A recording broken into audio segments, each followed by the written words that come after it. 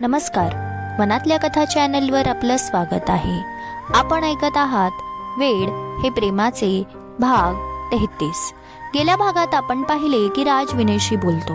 राजच्या आयुष्यातही एक मुलगी आली होती आणि अनेक स्वप्न दाखवली होती, पण तिने दुसऱ्याशीच लग्न केलं. राज हे सगळं त्याला सांगतो. या सगळ्यामुळे राज दुखावला होता. मुली हे अशा का वागतात? त्याला प्रश्न पडला होता. का साथ सोडतात?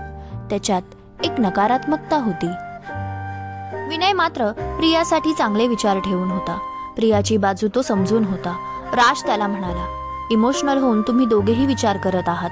आत्ताही तुझ्या आयुष्यात प्रिया येऊ शकते. प्रिया आकाशला भेटायला जाते. आकाश साखरपुड्याच्या तयारीविषयी तिच्याशी बोलतो. ती खुश नव्हतीच. विनयची आठवण येत राहायची, नेहमीच रडत राहायची. आता पाहू पुढे. आईचा फोन आल्यापासून विनयला घरची ओढ लागली होती. कधी एकदाचा आई, बाबा, विराज दादा वृंदाला भेटतो आहे असे झाले होते. असेही त्याची तब्येत खराब असल्यामुळे त्याने ऑफिसला सुट्टी घेतली होती. त्याने विचार केला, असेही लग्नाला जायचं आहे तर आत्ताच जास्तीची सुट्टी घ्यावी आणि घरी जावं. त्याप्रमाणे तो घरी जायची तयारी करतो. दुसऱ्या दिवशी विनय आपली बॅग भरत असतो. तेव्हाच राज येतो आणि विनयला विचारतो, विनय, ही कुठे जायची तयारी? विनय म्हणाला, तुला सांगायचं राहून गेलं. या 15 तारखेला माझ्या भावाचं लग्न आहे. असेही मी जाणारच होतो, म्हणून आज घरी जायचा विचार केला आहे. अरे वा, खूप छान. दादाला माझ्याकडूनही शुभेच्छा दे. राज, तू देखील ये लग्नाला. मला जमलं तर नक्की येईल. खरं तर मी देखील घरी जाणार आहे. खूप दिवस झाले आई बाबांना भेटलो नाही. मी देखील 4 दिवसांनी जाणार आहे. विनय म्हणाला, मग तर तू नक्की ये. राज मान डोलवत म्हणाला, हो, मी प्रयत्न करीन. तू मला पत्ता मेसेज कर. राज निघत होता, तोच त्याला काहीतरी आठवलं. तो थांबला आणि म्हणाला, विनय, आता चाललाच आहेस तर प्रियाच्या घरच्यांशी एकदा बोलून घे. खरं प्रेम केलं आहे तर शेवटचा प्रयत्न तू करू शकतो. खूप कठीण असतं असं जगणं, एखाद्यावर जीवापाड प्रेम करावं आणि त्याच्या आयुष्यातून निघून जाणं. कायम मनाला त्रास होत राहतो. तुझ्या हातात संधी आहे. बघ, माझं ऐक. कदाचित प्रियाचं मन बदलेल, तिच्या आई बाबांचे मन बदलेल. विनय काहीच बोलला नाही. राजला मनातून इतकंच वाटत होतं, विनयकडे अजूनही संधी आहे. त्याने त्याच्या आयुष्यात प्रेम गमावलं होतं. प्रेम गमावल्यावर किती दुःख होतं, त्रास होतो हे त्याला माहीत होतं. म्हणून त्याला इतकंच वाटत होतं की विनयने एकदा प्रयत्न करायला पाहिजे. विनय मात्र असं काहीच करणार नव्हता. त्याचं प्रेम इतकं दृढ होतं की त्यासाठी तो प्रेमापासूनही अलिप्त राहणार होता. त्याने राजचे बोलणे मनावर घेतलं नाही. त्याचा निर्णय ठाम होता. त्याला आई बाबा सर्वांनाच सरप्राईज द्यायचं होतं. त्यामुळे त्याने कोणालाच कल्पना दिली नव्हती. पूर्ण प्रवासामध्ये राजचं बोलणं त्याला आठवत होतं. खरंच मी प्रियाच्या आई वडिलांशी बोललं पाहिजे का? पण प्रियाला तर तसं नको आहे. काय करू समजत नाही. एक मन म्हणत होतं सरळ जाऊन सांग, आणि एक मन म्हणत होतं प्रियासाठी शांत बस. त्याला फार अस्वस्थ वाटत होतं. डोक्यामध्ये विचार चालू होते. तितक्यात त्याला प्रियाचा मेसेज आला. हॅलो विनय, कसा आहेस? मी बरा आहे प्रिया, तू कशी आहेस? मी ठीक आहे. मी यासाठी मेसेज केला आहे कारण मला तुला एकदा भेटायचं आहे. प्रियाला भेटायचं आहे हे कळल्यावर विनय खरं तर खूप खुश झाला. प्रिया खूप दिवसापासून विचार करत होती, फक्त एकदा विनयशी समोरासमोर बोलून घ्यावं. कदाचित शेवटची भेट होती. प्रिया म्हणाली, विनय, येशील ना मला भेटायला? हो प्रिया, मी येईल तुला भेटायला. दोघेही मेसेज पाहून रडत होते. विनयला एकदाच भेटायचं होतं. डोळे भरून पाहायचं होतं. त्याची माफी मागायची होती. त्याला खूप दुखावलं होतं.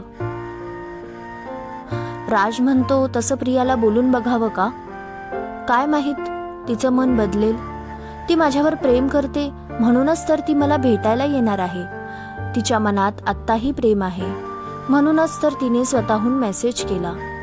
एकदा बोलून बघायला काय हरकत आहे? पुन्हा दुसरं मन बोलू लागलं, विनय, काय हे? एकदा ठरलं आहे, तू तिला साथ देणार आहे. ती आधीच दुःखी आहे. तिच्या बाबांच्या तब्येतीची काळजी म्हणून तिने हा निर्णय घेतला आहे. पहिलं मन, विनय, तिने घेतलेला निर्णय चुकीचा आहे. राज बरोबर बोलतोय. इमोशनल होऊन तुम्ही दोघेही निर्णय घेताय. दुसरं मन, प्रेमात हेच होतं विनय. व्यक्ती भावनिक होते. तू तिला साथ देणार आहेस. पहिलं मन, प्रिया चुकीचं वागते आहे. तू तरीही तिला साथ देणार? का गप्प बसला आहेस? का हताश झाला आहेस? प्रेमात तर माणूस ताकदवान होतो आणि तू मात्र कमजोर झाला आहेस. दुसरं मन, मी कमजोर नाही. कमजोर असतो तर प्रियाच्या पाठी पडलो असतो, गयावया केली असती. पण मी फार दूर आलो, सर्वांपासून दूर. पहिलं मन, तू पळवाट काढली. परिस्थितीला सामोरे जाणं म्हणजे सामर्थ्य. तू निघून आला. दुसरं मन, प्रियासाठी केलं मी. पहिलं मन, प्रियासाठी केलं असतं तर तू तिच्या सोबत असता, तिच्यापासून दूर आला नसता. तू खरंच पळवाट काढली. आता मात्र विनयला अपराधीपणाची भावना आली. मी खरंच चुकीचं वागलो का? मी स्वार्थी झालो? प्रियासाठी मी तिथे थांबायला पाहिजे होतं का? कमीत कमी तिच्या सोबत असणं महत्वाचे होते का? मी इथे येऊन चुकीचा मार्ग निवडला का? पूर्ण प्रवासात फक्त हेच विचार चालू होते. तो एअरपोर्टवर उतरला. घरी न जाता तो अमोलच्या घरी गेला. विनयला असं अचानक पाहून अमोल खुश झाला. तो विनयला घट्ट मिठी मारत म्हणाला, विनय, तू तर सरप्राईज दिलं. कधी आला? हे बघ, आत्ताच आलो आहे. घरी न जाता तुझ्याकडे आलो. विनयचा चेहरा उतरला होता. अमोल समजून गेला त्याच्या मनात नक्की खळबळ माजली आहे, म्हणून त्याचा चेहरा उतरला आहे. तो त्याला काही बोलणार तोच अमोलची आई आली आणि विनयला म्हणाली, विनय, कसा आहेस? खूप दिवसाने आला. अमोल म्हणाला, आई, मी तुला म्हणालो होतो ना, विनय आता बाहेरगावी गेला आहे कामाला. हो हो, तू सांगितलं होतं, विसरलेस बघ. कसं चालू आहे काम विनय? काम छान चालू आहे काकी. अमोलच्या आईने थोडीफार चौकशी केली. अमोलला कल्पना आली होती विनयला त्याच्याशी बोलायचं आहे, म्हणून तो घरी न जाता त्याला भेटायला आला होता. आई समोर असताना तो बोलू शकत नव्हता. आई, मी देखील विनय सोबत त्याच्या घरी जातो. आई म्हणाली, तुला आज कामाला जायचं नाही? अमोल, आज नाही जाणार. आज माझा मित्र आला आहे ना, आज पूर्ण दिवस त्याच्यासोबत. आई हसली आणि म्हणाली, बरं, जा. विनय आणि अमोल दोघे बाहेर पडले. अमोल त्याच्या खांद्यावर हात ठेवत म्हणाला, बोल, काय झालं? अमोल, मी तिथे जाऊन चूक केली का? पळवाट काढली का? विनय, तू पळवाट काढली नाही. तू त्रासातून बाहेर पडण्यासाठी मार्ग शोधला. ह्या वातावरणात तुला विसरणं शक्य नसतं झालं. अमोल, माझं एक मन म्हणत आहे, मी असं वागायला नको होतो. मी प्रियासोबत पाहिजे होतो ना. विनय, प्रियासोबत असून काय फायदा? उलट तूच नको होतास तिला. ती लांब पळत होती. हे बघ, जे ही वागला योग्य केलं. आता जास्त विचार करू नको. पाठचं सगळं विसरून जा. सतत तेच विचार करून काही बदल घडणार नाही, उलट तुलाच त्रास होणार. विनयला त्याचे बोलणे पटले. त्याला अमोलशी बोलून बरं वाटलं. अमोल, प्रियाने मला भेटायला बोलावले आहे. अमोल, काय? कशासाठी? विनय, तिला एकदा भेटायचं आहे. अमोल, म्हणजे तू खास तिला भेटायला आला आहे? नाही, खरं तर आईशी बोलणं झालं काल. 15 तारखेला दादाचे लग्न आहे, म्हणून मी आलो. निघालो तेव्हा मला प्रियाचा मेसेज आला. बरं, भेटून घे. अमोल आणि विनय दोघेही विनयच्या घरी गेले. वृंदा मोबाईलमध्ये होती. दारात कोण आलं हे पाहण्यासाठी तिने मान वर केली. बघते तर विनय होता. ती जोरात किंचाळली, दादा. तिचा आवाज ऐकून आई बाहेर आली. विनयला बघितलं तसं लगबगीने ती विनयकडे गेली आणि त्याला पकडून रडू लागली. विनयला देखील रडू आलं. वृंदानेही त्याला मिठी मारली. भावाला बघून ती देखील खुश झाली. विराज आणि वडील कामाला गेले होते. त्यांनाही त्याला सरप्राईज द्यायचे होते, म्हणून काही सांगितले नाही. विनयला घरी बघून आई, वृंदा खूप सुखावल्या. विनयच्या येण्याने तर आईच्या आनंदाला सीमा राहिली नाही. त्याच्या डोक्यावरून हात फिरवू लागली, त्याला मुके घेतले, डोळे भरून त्याला पाहू लागले. आईचा चेहरा पाहून विनयही सुखावला. मनात विचार केला, किती नशीबवान आहे मी, माझ्यावर इतकं प्रेम करणारी आई माझ्या आयुष्यात आहे. विनय, किती बारीक झाला आहेस, जेवण वगैरे व्यवस्थित करत नाही का? आई, जरा 2-3 दिवस ताप होता, आता ठीक आहे. आई काळजीच्या सुरात म्हणाली. तू मला सांगितलं का नाही? विनय हसत म्हणाला, आई, तू काळजी करत राहिली असती म्हणून सांगितले नाही.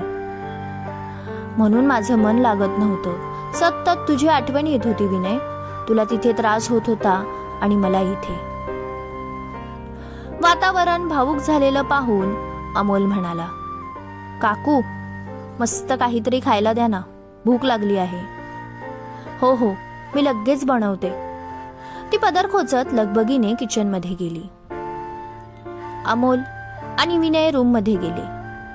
अमोल म्हणाला, बघ विनय, किती नशीबवान आहेस की तुझ्यावर प्रेम करणारी माणसं आहेत. हो अमोल, खरंच मी नशीबवान आहे. देवाने माझ्यावर प्रेम करणारी माणसं दिली आहेत. इथे प्रियाला विनयच्या भेटीची ओढ लागली होती. कधी त्याच्याशी भेटते आणि बोलते असं झालं होतं. क्रमश कथालेखन आणि अभिवाचन अश्विनी कुणाल ओगले. श्रोते हो, तुम्हाला आजचा भाग कसा वाटला कमेंटमध्ये जरूर सांगा. व्हिडिओला 1 लाईक जरूर द्या. हो, आणि अजूनही तुम्ही चॅनलला सबस्क्राईब केलं नसेल तर जरूर करा. चॅनलवरील इतर कथाही जरूर वाचा. तर लवकरच भेटूया पुढील भागात. वेड हे प्रेमाचे. धन्यवाद.